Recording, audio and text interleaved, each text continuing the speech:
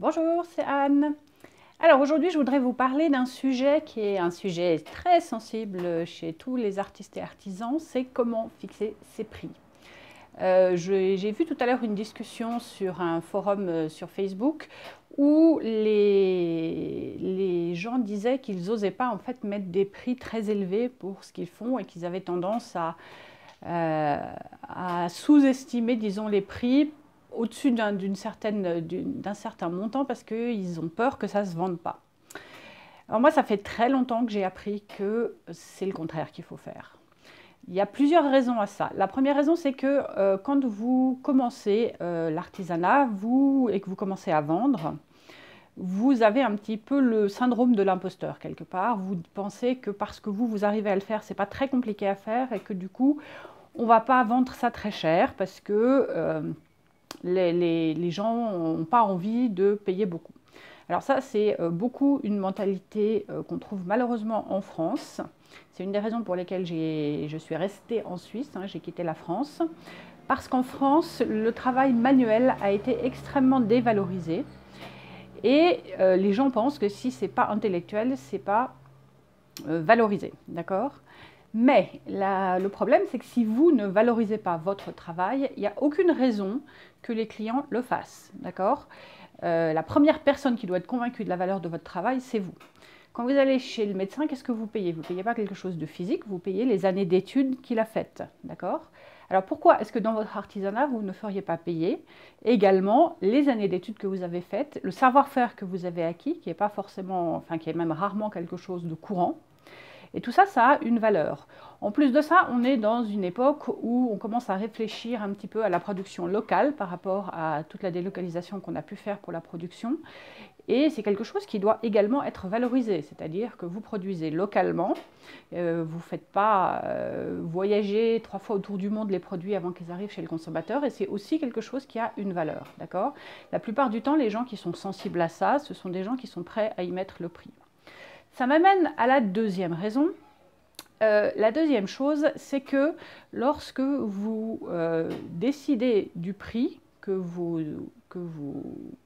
allez mettre sur vos articles, il faut vous baser non pas sur une espèce de devinette, ah, j'imagine que les gens n'ont pas envie de payer plus que ça, mais il faut calculer. Il faut calculer combien vous coûte en fait l'objet que vous faites et il faut calculer combien vous avez envie de gagner. C'est-à-dire qu'au début, évidemment, si l'artisanat, ce n'est pas votre métier à 100%, vous allez considérer ça comme un gain accessoire et quelques euros, quelques francs, quelques dollars, selon la monnaie dans laquelle vous travaillez, ça va vous paraître suffisant.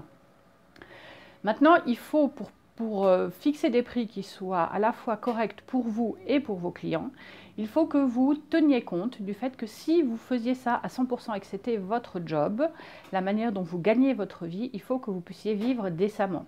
D'accord?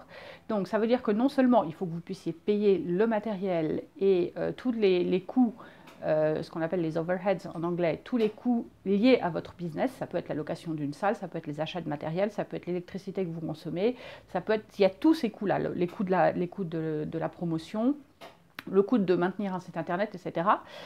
Et également, il faut vous payer un salaire, et un salaire qui vous permette de vivre décemment. Si vous vous payez en France 10 euros de l'heure, vous allez peut-être survivre, mais vous n'allez pas bien vivre, d'accord? Même si vous arrivez à payer ça à l'équivalent d'un temps plein. Ok? Donc, il faut commencer par fixer une base qui vous permette de vivre, d'accord? C'est la première chose. Le premier respect que vous devez montrer, c'est envers vous-même. Si vous êtes tout le temps à devoir gagner 3 francs pour payer le prochain loyer, ça ne va pas marcher et vous n'allez pas tenir très longtemps, d'accord? Et puis, ce n'est pas comme ça qu'on développe un business qui dure et ce n'est pas non plus comme ça que vous allez gagner le respect de vos clients. Il y a plusieurs catégories de clients. Il y a ceux qui cherchent les trucs les moins chers possibles, la bonne affaire, etc., tout le temps. D'accord? Alors on cherche tous d'une manière ou d'une autre la bonne affaire, mais le fait de ne regarder que les choses qui ne coûtent pas cher, ça veut dire qu'effectivement, au-dessus d'un certain montant, ils ne sont pas prêts à mettre le prix. Mais ce que ça veut dire pour vous, c'est que ces gens-là ne sont pas votre clientèle. D'accord? Ce n'est pas la public cible vers lequel vous devez aller. Le public cible vers lequel vous devez aller, c'est celui qui est prêt à payer le prix du travail que vous faites. Et pour motiver ces gens-là, il faut qu'ils aient l'impression que ce travail soit valorisé. Alors dans mon cas, je travaille le verre, d'accord, mais ce que je fais surtout, ce sont des bijoux. C'est quelque chose qui est encore plus vrai pour les bijoux. Les gens n'ont quand ils achètent un bijou, ils ont envie d'acheter quelque chose qui a de la valeur, que ce soit pour eux, parce que ça les valorise de porter quelque chose qui a de la valeur, ou que ce soit pour offrir à quelqu'un, parce qu'ils n'ont pas envie de paraître un petit peu rat, d'accord ? Et donc, avoir quelque chose qui a une certaine valeur monétaire, ça va valoriser le travail, ça va leur donner plus envie d'acheter. C'est complètement contre-intuitif, on a du mal à le comprendre, mais c'est vraiment vrai. C'est-à-dire, moi, plus je monte mes prix, et mieux je vends. C'est vraiment vrai, d'accord ? Donc, la formule que moi j'utilise, c'est que j'ai fixé un salaire horaire qui correspond, disons, à ce que je voudrais gagner, plus quelque chose qui va couvrir un peu tous les coûts. Moi j'ai beaucoup de coûts, j'ai un atelier boutique dans la ville de Lausanne qui coûte assez cher. Donc en plus de ça, évidemment, je paye mon appartement et tous mes coûts privés. Donc, et puis je vis en Suisse où le coût de la vie est beaucoup plus élevé qu'en France. Donc, je dois avoir un barème, si vous voulez, qui retrace ça. Mais même si j'étais en France, je pense que je ne baisserais pas mes prix. Parce que j'ai 15 ans de métier, j'ai fait beaucoup de formations. Je n'ai pas de raison de ne pas faire payer ce métier-là. Et donc, le chiffre sur lequel je me base, c'est 90 francs suisses, qui correspond à peu près, je crois, 75-80 euros de l'heure, pour le prix de gros. Ça veut dire que quand je fais une perle qui va me prendre 10 minutes, par exemple, et c'est 10 minutes plus les 15 ans que ça m'a pris pour arriver à savoir la faire en 10 minutes, hein, soyons bien clairs, le prix de gros de cette perle-là, ça va être donc 10 multiplié en gros par 1,5 parce que comme il y a 60 minutes dans une heure et que 90 c'est une fois et demi 60, c'est assez facile à calculer. Donc une fois et demi 10, ça nous fait 15 francs suisses en l'occurrence. Et ça, c'est le prix de gros de ma perle. Mais le prix de gros de ma perle, c'est le prix que je le vendrais à un grossiste, d'accord ? Et le prix du commerce de détail, il est en tout cas 2 fois plus élevé que ça. Donc je vais arriver, moi je multiplie en général par entre 2,2 et 2,5 pour le prix de détail, et donc j'arrive à une perle qui coûtera à peu près on va dire 25 francs suisses, d'accord ? Et quand je vais calculer, si j'intègre cette perle dans un collier, je vais calculer en fait le prix avec toutes les perles du collier. D'accord ? Et oui, si on a un collier avec beaucoup de perles, on va vite arriver à des montants très élevés. Moi, j'ai des colliers qui coûtent entre 400 et 500 francs dès qu'il y a plus que quelques perles dedans. Hein. Des colliers qui font le tour du cou avec des perles, ils sont facilement dans ces zones-là. Alors, ces colliers-là, ils sont nécessaires. Ils sont nécessaires pour plusieurs raisons. D'abord, parce qu'il y a des gens qui vont les acheter. Même si vous n'êtes absolument pas convaincu, moi ça m'est arrivé d'en vendre sur des marchés. Donc vraiment le dernier endroit où on imagine qu'on va vendre une pièce de ce prix-là. Hein.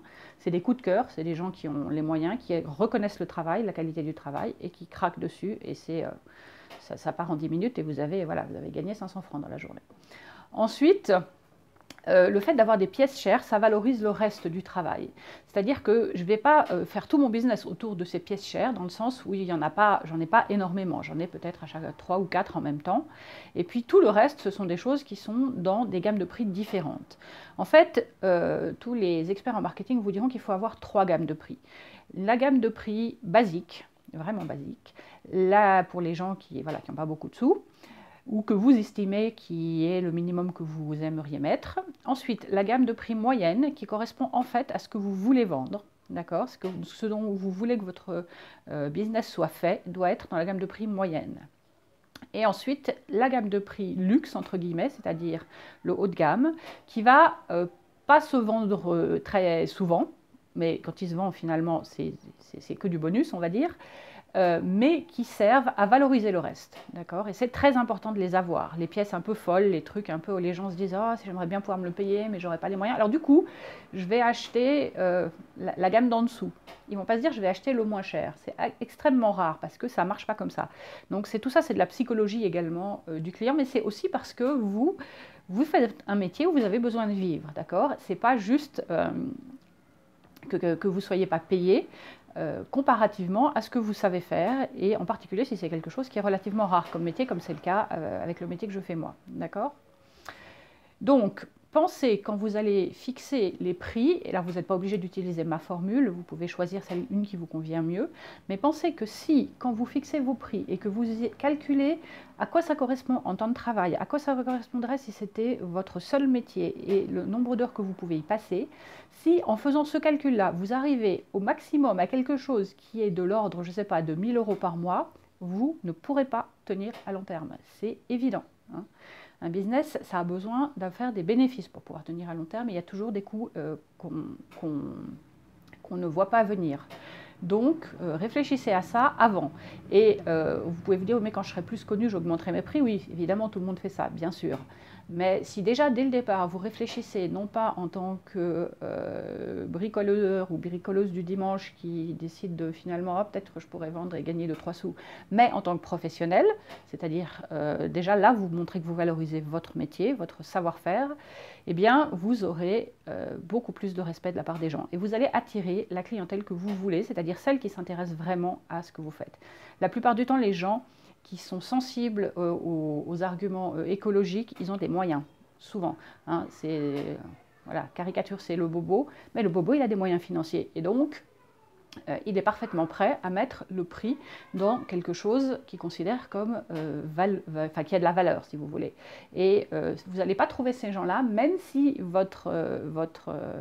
vous essayez de jouer sur cette corde-là, si vos prix sont trop bas, ces gens-là ne viendront pas chez vous. D'accord ? Donc c'est ça qu'il faut comprendre. La fixation des prix, ça a une influence sur qui vous allez attirer dans votre commerce.